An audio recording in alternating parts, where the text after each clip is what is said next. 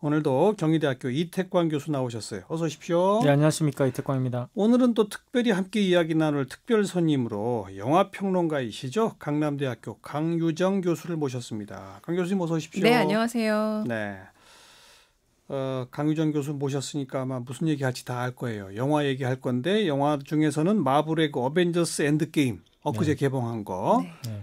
우리나라는 개봉만 하면 이 마블 영화들이 메가 히트. 그래서 한국은 마블의 나라인가? 뭐 이런 얘기까지 나온다면서요? 네, 맞습니다. 마블의 민족 뭐 이런 말까지 나오고 마블의 있는데요. 민족까지? 네. 왜냐하면 그 개봉일 전에 일주일 전에 예매를 열었어요. 그런데 그때부터 벌써 예매율이 94%였던 겁니다. 사전 예매가 200만이 넘었다면서요? 맞아요. 그러니까 200만이라는 게 어마어마한 숫자고요. 우리 1000만 넘으면 보통 뉴스에서 다뤄지곤 하잖아요. 그런데 예매만 200만이니. 그러니까요. 네, 뭐 대단한 전폭풍입니다. 후폭풍이 아니라. 예. 아니 근데 그 어벤져스로도 이미 벌써 1000만 넘은 게 2개 있어요. 그렇죠. 그죠? 이제 사실 어벤져스가 처음 나왔을 때 미국 내 반응은 그렇게 썩 좋지 않았습니다. 네. 그러니까 이제 그래서 그랬는지 모르겠지만 흥미롭게 어벤져스 1편이 한국에서 먼저 개봉했죠. 미국보다. 그러니까 아마 미국 영화인데 다른 나라에서 먼저 개봉하고 미국 내로 들어간 아마 유일한 영화가 아닐까 싶고요. 네. 그래서 한국에서는 굉장히 성공을 했어요. 그래가지고 이른바 마블 세계관이 만들어지는데 한국에 혁혁한 공을 세웠죠. 한국 관객들이. 네, 그래서 더 마블의 나라라고 불리는지 모르겠지만 예. 근데 딱히 뭐 한국만 이렇지는 않습니다. 그러니까 지금 아시아 전체에도 사실 미국 문화에 어떤 영향을 받은 나라 필리핀 같은 곳에서도 역시 마블의 마케팅이 굉장히 많이 크게 작용을 하고 있고 관객들이 많이 들고 있지만 이렇게 단일 관객 수, 그러니까 극장에 가서 영화를 보는 관객 수가 이렇게 많은 나라는 세계적으로 드물죠. 네. 이거 엊그제 개봉한 어벤져스 엔드게임도 네. 우리나라에서 제일 먼저 개봉했다는 거 아니에요? 그렇죠. 그죠? 그렇죠. 네. 먼저 개봉했죠. 먼저 개봉해서 이제 따로 이제 임박고가 있을 정도였는데요. 그러니까 임박고는 언론에 이제 노출하지 말도록 하는 일종의 조약 같은 건데 엄밀히 말하자면 과거 트랜스포머 있잖아요. 그 영화가 한국에서 처음 아시안 정킷이라는 걸 했습니다. 그게 뭐냐면 아시아의 최초로 영화에 대한 보고 같은 것을 하는데 그곳이 전례에 따르면 언제나 뭐 일본이라든가 싱가포르 같은 곳이었는데 처음으로 우리나라가 됐어요. 네. 왜 그랬냐면 그때부터 이제 헐리우드 블록버스터 시장에서 한국이 되게 중요한 시장이라는 걸 인식을 한 겁니다. 사실 그 이후부터 배우가 직접 한국을 찾는다거나 그렇죠. 혹은 뭐 홍보를 굉장히 한국에 중점을 둬서 한다거나 이런 부분들이 이제 좀 관행처럼 여겨지기도 하는데요. 네.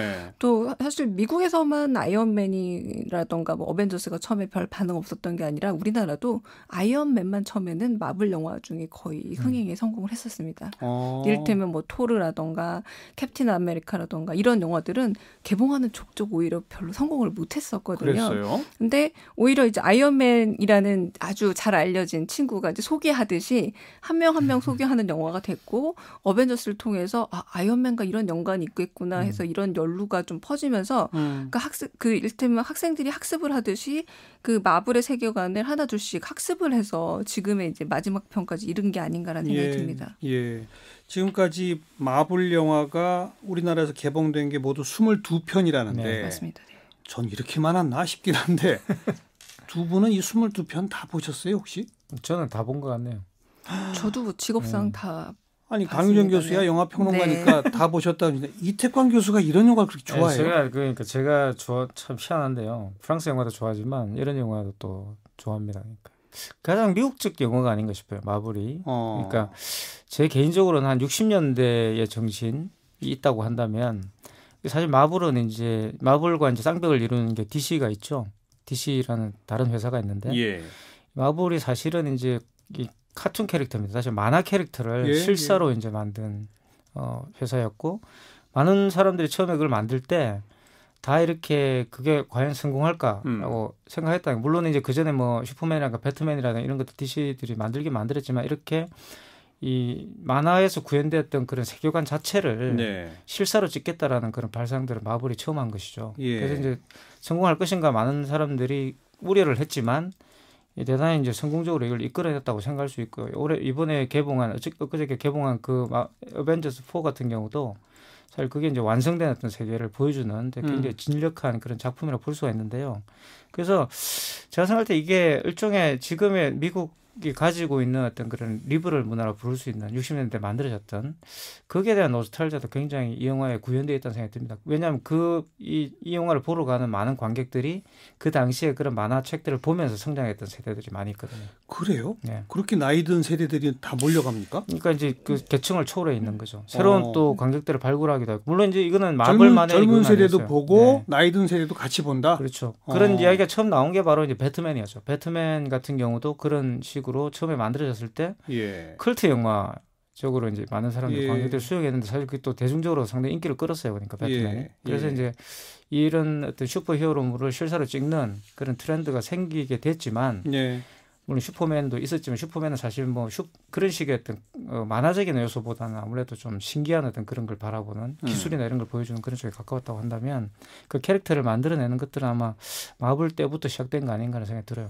그리고 그거는 이제 미국 사회에서도 60년대부터 시작된 미국의 역사를 반영하는 게 있다는 얘기인데 그렇죠. 근데 그게 한국에서 유난히 먹히는 이유는 뭐라고 보시는 거예요? 그러니까 이게 사실은 DC 코믹스는 일테면은 부유한 미국에서도 좀 상류층 문화입니다. 가령 슈퍼맨도 트랜스휴먼 인간보다 훨씬 더 유능한 영웅이고 배트맨 원더우먼 보면 외모로도 굉장히 완벽하고 아주 부유한 문화라면 애당초 마블이라는 만화 자체가 말하자면은 아르바이트로 피자 배달하는 스파이더맨이 주인공인 세계관이거든요. 그러니까 어떤 점에서 한국 관객의 입장에서는 굉장히 부유하고 소위 말하는 가비 영웅을 하는 것보다는 피자 배달하는 그런 을이 영웅이 되는 이게 훨씬 더 몰입도가 높았다라고 좀 보여지기도 하고요.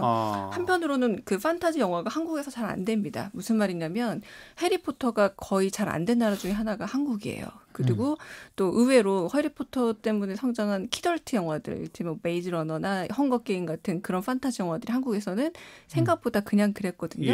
그런데 이 마블 영화는 아주 한국인에게 막 적합한 그 판타지 영화처럼 돼서 방금 이태광 교수도 말씀하셨지만 아들과 아버지가 같이 손을 잡고 가서 보는. 그래서 아들은 학습을 하고 아버지는 좀 안내도 해주면서 이게 같이 성장을 해서 지금 어떤 점에서 지금 10살 때 아이언맨을 처음 봤던 친구가 지금 21살이 돼서 어벤져스 마지막 이야기를 보고 있는 겁니다. 그렇죠. 네, 그래서 한국 사람들한테는 훨씬 더 인간적이고 좀 더 가까운 영웅 이야기로 받아들여지는 게 아닌가 싶기도 합니다. 강 교수께서 슈퍼맨은 뭐 우선 우주에서 날아온 사람이고 배트맨은 어마어마한 부자. 근데 아이언맨도 부자잖아요. 근데 결함이 있죠. 신체적인 결함이 있어서 그러니까 그냥 부자지만 결함이 있고 토르는 신이지만 형제랑 같이 왕권 때문에 싸우고 그러니까 영웅의 일종의 인간성을 좀 부여한 게 마블 캐릭터들의 특성이라서 완벽한 영웅은 영웅이지만 인간적 영웅이냐? 그렇죠. 친근한 거죠. 훨씬 더. 사실 DC 코믹스에서 가장 마블 캐릭터에 가까운 그 캐릭터는 아마 배트맨일 거예요. 그러니까 배트맨이 이제 반영웅이니까 상당히 아이언맨하고 비슷하죠. 그러니까 그게 이제 DC 코믹스에 대척되는 어떤 그 각 캐릭터들도 마블에 있습니다. 근데 완전히 양상이 다르죠. 양상이 다르고 약간 뭐라고 해야 될까? 이제 찌질한 사람들이 주로 이제 영웅이 되어 있는 그런 느낌이에요. 스파이더맨 같은 경우도 금방 말씀하셨지만 이 초능력이 없으면 그냥 얘는 그냥 피자 배달부 하는 비정규직 아르바이트생인 거죠. 이런 어떤 애환들 그리고 스파이더맨 옷을 입고 나서도 엄청나게 주워 터지잖아요. 절대 슈퍼히어로 같은 그런 모습을 보여주지 않는 거죠. 그 슈퍼히어로라는 것은 이제 희생과 봉사 또 책임감 이런 것들을 강조하는 상당히 보면은 이제 우리가 일상생활에서 필요로 하는 어떤 여러 가지 덕목들을 이야기하는 그런 그 스토리가 굉장히 많죠. 그렇다 보니까 아무래도 훨씬 인간적으로 느껴지는 거 아닌가 싶고요. 그게 한국 사회가 가지고 있는 대중문화적 감성하고 좀 맞다. 알겠어요. 자, 마블 캐릭터의 특징을 쭉 소개해 주시면서 우리 한국하고 맞는 점을 말씀해 주셨는데 그럼에도 불구하고 1000만을 넘기 시작한 건 어벤져스 이후예요. 맞아요. 그건 뭐냐? 마블 히어로가 혼자 나오는 게 아니라 그냥 때로 나오는. 이게 또 우리한테 먹히는 건 뭘까요?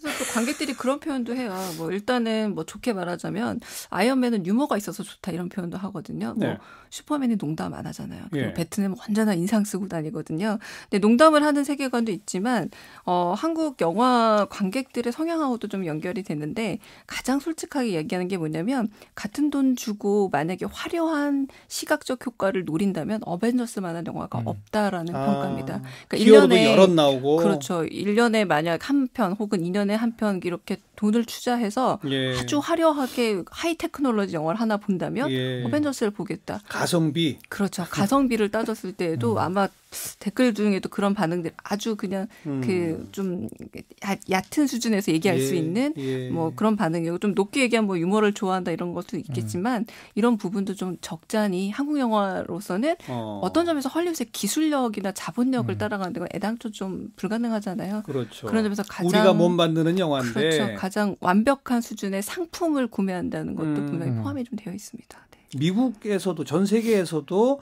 기존에 예를 들면 무슨 뭐 스파이더맨, 아이언맨 따로따로 나오던 거에 비해서 어벤져스로 나오면 맞습니다. 전 세계에서도 다 먹힙니까 그렇게? 훨씬 더 이렇게 인상적이고요. 그건 아주 성공적 시도를 한 거네요. 네, 그러니까 이제 처음에 제가 이 에피소드를 봤을 때 살짝 좀 황당했어요. 왜냐하면 보통 일반적으로는 이제 그 세계관이 나눠져 있죠.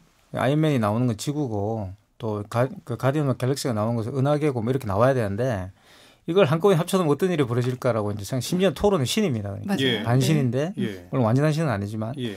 그럼 이 세 개를 다 합쳐놓으면 어떻게 될까라고 참 아무도 상상하지 못했던 걸 해본 거죠. 근데 이제 저는 아이의 마음으로 돌아가면은 이게 이제 이해가 되죠. 아이들은 각 장난감을 사가지고 이게 토이스토리 같은 걸 보면 아마 이게 픽사하고 저는 상당히 연관이 있을 거로 저는 생각하고. 예. 그 보면 공룡 장난감하고 카우보이 장난감하고 저기 뭐 우주 장난감 같이 가지고 놀잖아요. 맞아요. 그러니까 어벤져스가 바로 그런 거죠. 그러니까 이게 이제 어떤 부대 산업 다시 말하면 캐릭터 산업으로 갔을 경우에는 상당히 시너지를 낼 수가 있는 거죠. 지금도 보니까 막 오는데 보니까 그 막 팔고 있더라고요. 그러니까 개봉하고 난 뒤에 이제 많은 관객들이 들어가니까 또 이제 그 캐릭터들 또 상품들 팔고 있는 거예요. 그러니까 그런 것들이 바로 이제 효과를 발휘하는 것이고 또 그걸 또 사모으시는 분들이 있고 이제 그렇게 되는 거죠. 제작비도 훨씬 많이 들 거예요, 그죠? 그렇죠. 뭐 천문학적이라고 말하는 게 정말 맞습니다. 뭐 한국 영화 전체 만드는 규모에 육박하니까요. 와, 한 편에 네, 맞습니다. 네. 근데 또 이게 또 저스티스 리그처럼 이걸 좀 비슷하게 다른 방식으로 DC 코믹스라는 아까 경쟁사에서 만들었는데 그거는 178만밖에 안 들었어요, 한국에서. 그건 또 왜 그럴까요? 너무 어둡고 너무 진지합니다. 세관이 어두워요. 그러니까. 네.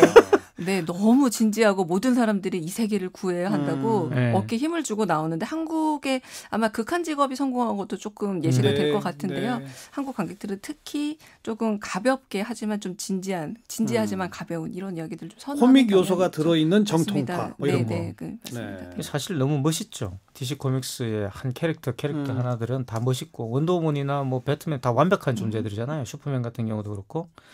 그리고 이제 그런데 마블 같은 경우는 그런 주제는 DC 코믹스하고 비슷한 주제를 전달해요. 그러니까 세상을 구해야 되고 뭐 이런 이야기를 하지만 접근법과 터치가 다르다. 이 캐릭터들이 맞아요. 다 살아있죠. 그리고 또 캐릭터들이 다 착하지도 않고 다 문제점들을 가지고 있고 이렇게 묘사가 되어 있는 거죠. 훨씬 인간적이죠. 이제 최근 들어서는 흑인 영웅, 뭐 여성 영웅, 그래서 이 히어로들의 다변화 뭐 이런 건 어떻게 보세요? 이거는 상당히 전략적인 전 선택이라 보는데 좀 정치적인 올바름에 대한 나름의 발걸음을 보여주는 겁니다. 특히 여성 히어로 같은 경우는 이제 캡틴 마블이 한국에 개봉하기 전부터 약간 집단적인 약간 테러가 있을 정도로 약간 반감이 있었어요. 왜 여성이 이렇게 메인 역할을 맡아야 하느냐. 뭐 이렇게 조금 심하게는 여성의 외모 품평까지 있었거든요. 그러니까 너무 이렇게 이런 블록버스터 영화 주인공을 하긴 여성이 못생겼다 이런 평가까지 있을 정도였는데 그럼에도 불구하고 아주 정통의 페미니즘 문법을 밟아서 블록버스터 영화가 그런 걸 내세운다라는 건 생각보다 쉽지 않고요. 블랙팬서 같은 경우도 결국은 이제 유색인, 그러니까 흑인이 주인공이었던 영화인데 아카데미에서 주요 부분에 오를 정도로 작품성까지 인정을 받았던 거거든요. 어떤 부분에서 의도적으로 이런 부분에서 관심이 있다라는 걸 표방하는 게 또 한국 관객들에게 특히 좀 더 좀 호의를 얻는 게 아닌가 싶기도 합니다. 네. 근데 한국 분들한테는 이 뭐 여성은 모르겠지만 흑인 이건 뭐 별로 이렇게 안 와닿지 않을까요? 와닿나요, 그것도? 근데 소수자 문화라는 점에서 지금 한국 관객들을 보자면 오히려 블랙팬서가 더 쉬웠고요. 캡틴 마블이 훨씬 더 어려웠습니다. 근데 그런 부분 아마 전 세계적으로 좀 비슷하지 않을까 싶은데요. 어쨌든 아까 말씀드렸던 것처럼 비슷한 어떤 DC 코믹스에서는 미국의 주류 문화에 있는 그런 뭐 백인이라던가 아주 뭐 잘생긴 사람 이런 사람들만 등장한다면 알겠어요. 네. 이런 선택은 분명히 좀 이렇게 우리도 좀 지켜볼 부분이 있죠. 뭐 꼭 지적하지 않을 수 없는 게 이 스크린 독점 그 덕은 아닌가요? 그것도 있다고 봐야죠. 예. 그러니까 일단 영화가 개봉되면 모든 스크린을 다 깔아버립니다. 그러니까요. 그래서 이제 물론 이거는 이제 앞에서 말씀드렸지만 아시아 시장 전체에서 마블이나 헐리우드 이제 이 영화사들이 취하는 전략이죠. 그리고 그래서 어쨌든 한동안 그 일정한 수익을 창출할 때까지는 계속 이제 스크린 독점을 그러니까요. 하고 있는 과독점을 네. 하고 있는 일들이 발생하고요.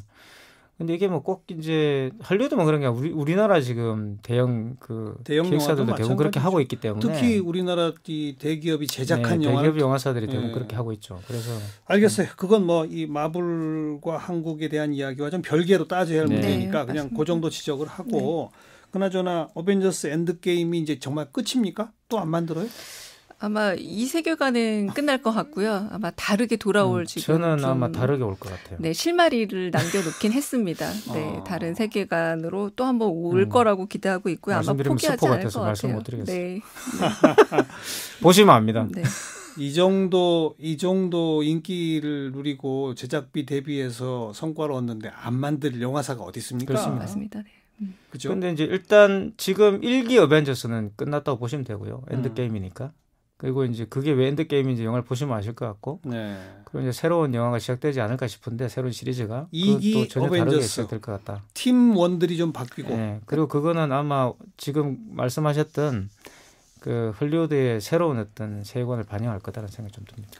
이게 가면 갈수록 이게 확대되다 보면 나중에는 히어로만 한 100명 나오는 영화 나오는 거 아니에요? 벌써 가능할 걸로 보여요. 그 마블 시네마틱 유니버스라고 보통 아예 세계관을 따로 만들고요. 예. 마치 어딘가 문 열고 들어가면 MCU라는 곳이 따로 있는 것 정도로 아주 정교하게 그들의 세계관을 만들어놔서 이거 절대 쉽게 포기하지 않고 그렇죠. 아마 좀 더 파생돼서 한동안은 한 10년 이후까지도 저는 가능하지 않을까. 왜냐하면 지금 20대가 된 이 세대는 아마 또 MCU를 소비하면서 또 10년을 보낼 거기 때문에 아마 분명히 만드는 거는 만들 겁니다. 뭐 성공할지 모르겠지만 아마 만들어질 것 같습니다. 네.